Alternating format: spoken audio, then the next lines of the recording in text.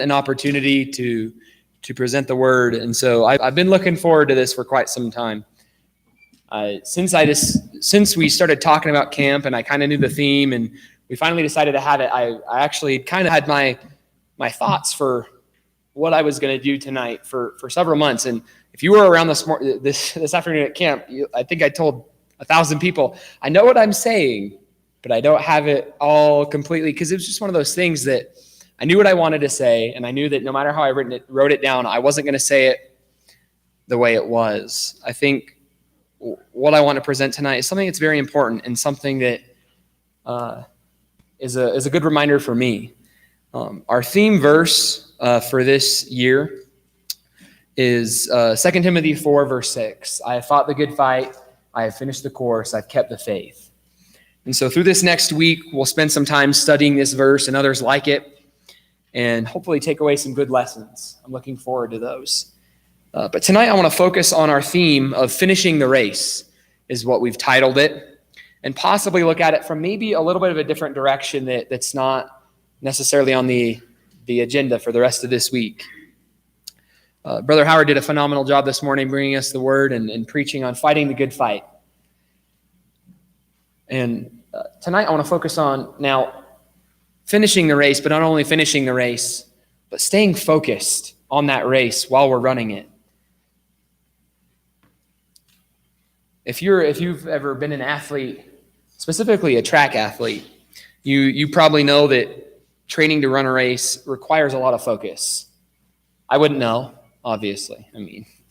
But thank you. Appreciate the laugh. But if you compete in any level, in any sport, you know that to be the best at it, or to even be good at it, requires a lot of focus and a lot of dedication. So if you look at these athletes, if you ever sit down and get to know somebody, and I'm not meaning somebody that might play a sport, but if you sit down and you get an opportunity to talk to somebody that what they play is their life, and what they do, you quickly understand their passion for it. You might understand that they are dedicated and they're focused on what they do. And if you lose focus, it can cost you. All it takes is to look back for one moment when you're running a race and now you're not in first place. Someone's passed you. Or if you're out on the field and you're not focused, bad throws happen. You don't get your block. These things happen when we lose focus. Being a Christian really isn't much different. We have to focus on the right things. And if we don't, we feel those effects. 2 Timothy is what we're going to be reading from tonight, if you'd like to turn over there. And in 2 Timothy, this is part of the message that Paul brings to Timothy. You'll get to know I'm assuming you'll get to know the backstory to Timothy in 1 and 2 Timothy quite well this week. I think a lot of our teachers are planning on using that. But just a brief background, Timothy, a young Christian, a young man, loves the Lord, loves what he does. And Paul, a very seasoned saint, has gone through a lot by this point when he's writing these letters to Timothy. And so it helps to look at it at the lens of someone older, basically passing the baton off to the next person in line. And that's really what we see Paul doing for Timothy, using his own experiences to teach Paul and to guide him. Using his own experiences to teach Timothy and to guide him along. And so looking into 2 Timothy tonight, I'm going to read some verses. I'm going to read from 2 Timothy chapter 4, and I'm going to read verses 1 through 8. You're welcome to follow along. Again, that's 2 Timothy 4, verses 1 through 8.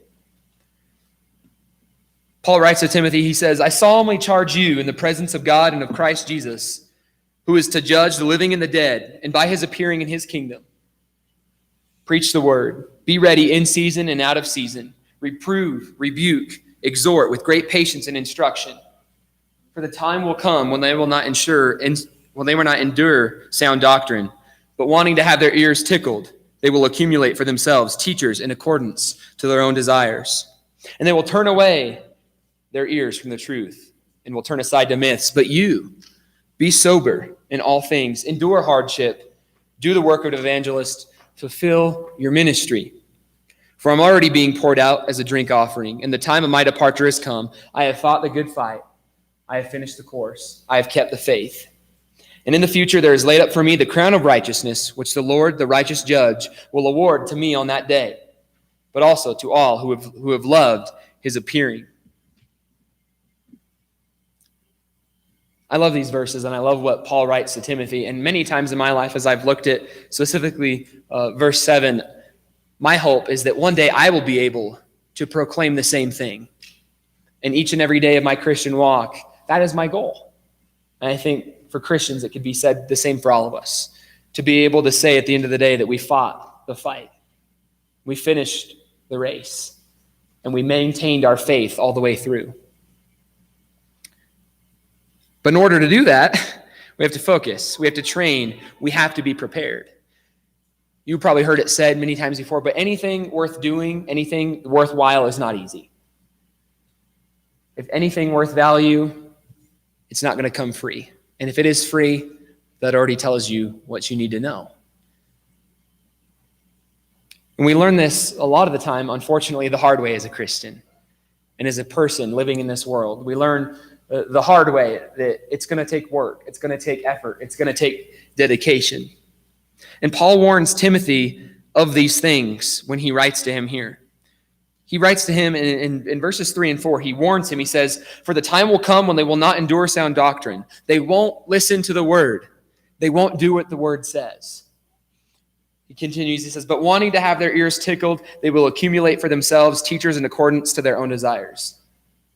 In order to feel good about what they're doing, they're going to write their own law.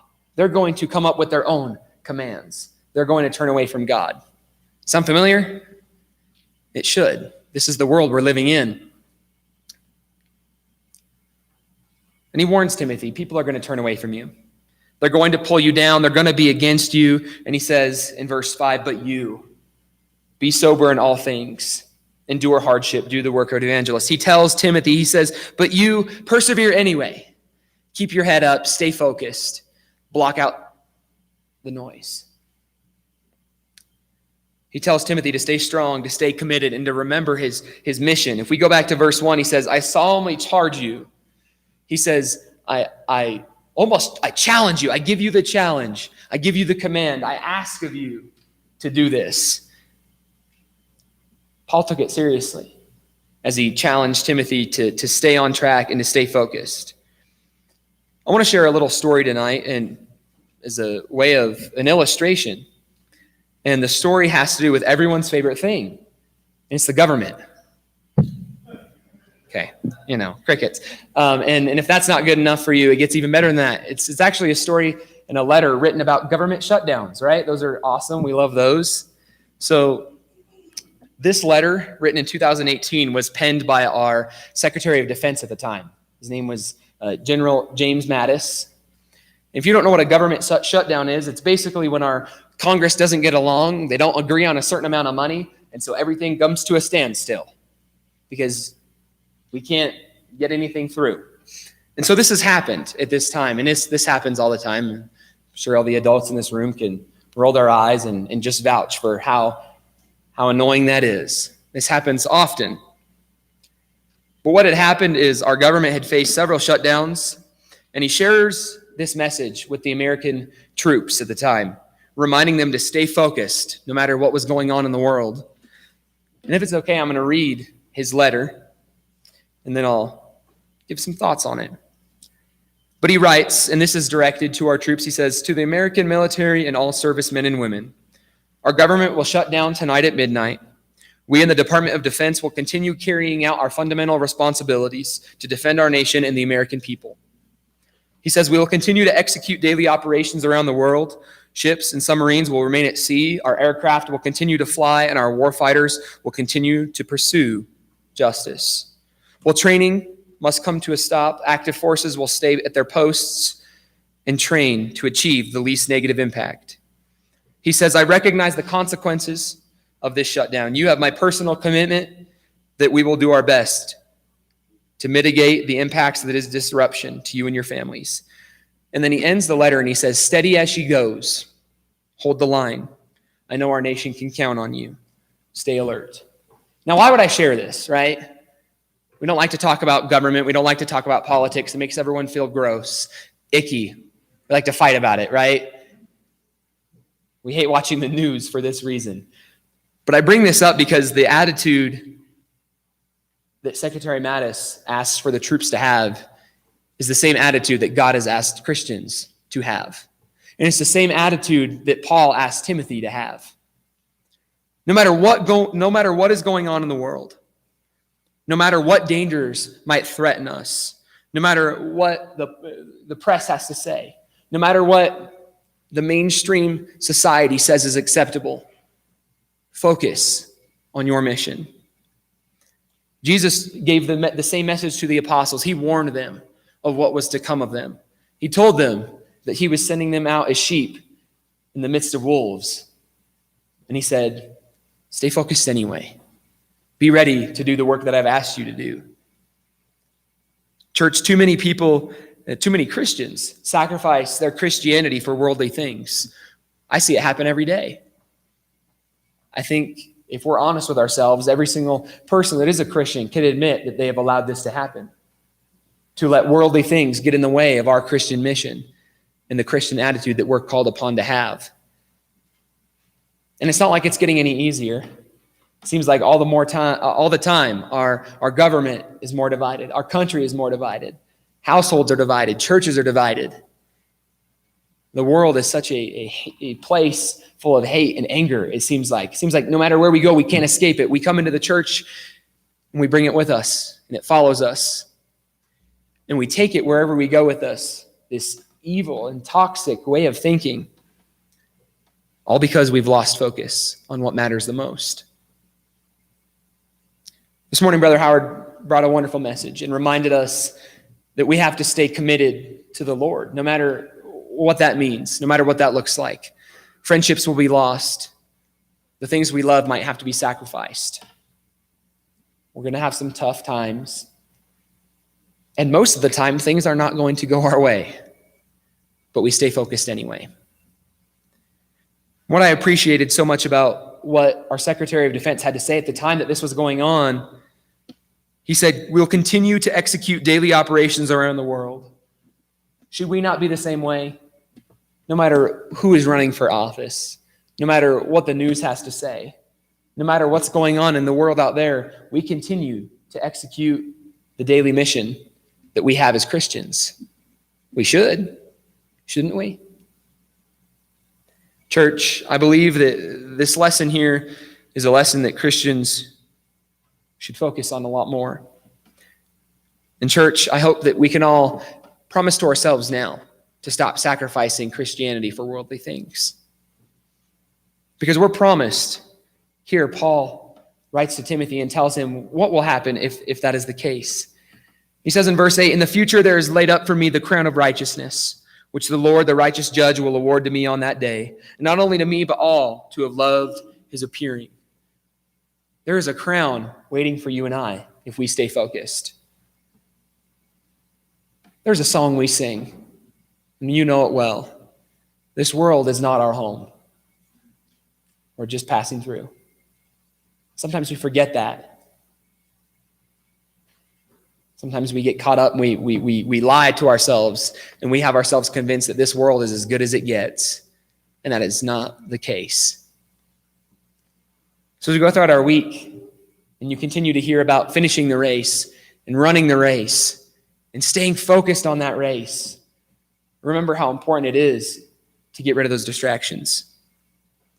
I hope you do. And so at the end of your life and at the end of each and every one of our lives, we can stand before God and be able to proclaim that we have fought the good fight and that we've finished the course and that we've kept the faith. That's my hope for every single one of you. And I hope that as we go throughout our week, that is fortified in you and that we're able to learn just exactly how to do that. We're going to end a little bit early tonight. That's okay. That's a plan. Give us some time to get some things done. When we do, before I actually officially close, I just want to put this out there. When we do, after the song, the closing prayer, I ask all the campers to stay and all the adults, if you can say your goodbyes and try to head into the lobby so we can have time to set the kids straight before dinner, we'd appreciate that. But that being taken care of, by way of invitation, I want to leave you with this. What is an invitation? If you ask a little kid what an invitation is, they're not going to give you the same answer that John Tedford might have.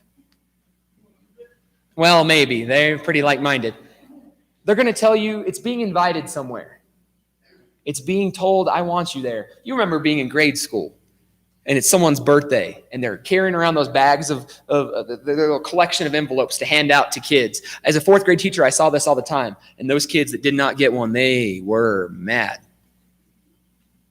Well, tonight, that's not the case. Every single one of you is receiving an invitation, and we've all received an invitation from the Lord. And in that invitation, he's told us that he loves us and that he wants us to be with him again. And because of that, he sent his son to die for you and I, to wash our sins away so that we can be forgiven and so that we can claim our crown of righteousness. So the invitation I give you tonight is, if you have not taken advantage of that, why not? The Lord loves you more than you and I really understand, to sacrifice his son to save you and I, even though we have already turned from him on multiple occasions. He loves us. So tonight, as we close, if there's something we can do for you, let us know. If we can pray with you, let us know. If we can pray for you or with you, if we can help you in any way, let us know. And if you have not been baptized and put on the Lord and been saved and claimed the salvation that he is offering us through his love, I want you to ask yourself, why not? If there's anything we can do for you, I ask that you please come forward as we stand and sing our song of invitation. Have you been to Jesus for the cleansing power?